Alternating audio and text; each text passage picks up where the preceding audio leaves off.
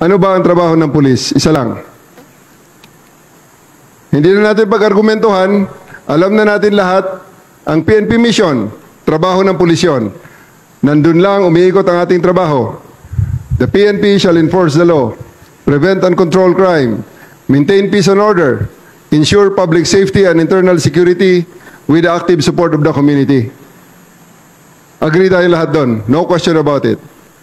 Ang tanong, para sa mga pulis natin dyan sa labas na naglalakad, ano ang trabaho, paano nila maisabuhay, paano nila magawa yung prevent and control crime, enforce the law, maintain peace and order?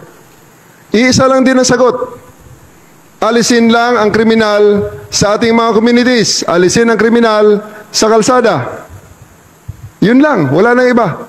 Pag walang kriminal, walang krimen.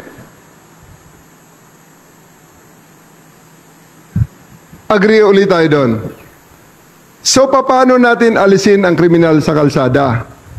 Iisa rin lang ang paraan na sinasabi ng batas. Alisin natin sa pamamagitan ng pag-aresto sa kanila at pagdala sa kanila sa judicial process. The 5 pillars of the criminal justice system, nandun tayo sa law enforcement, pangalawa yung judiciary. Nandun tayo sa judiciary ngayon. Okay? Prosecution and judiciary, magkakadikit yan.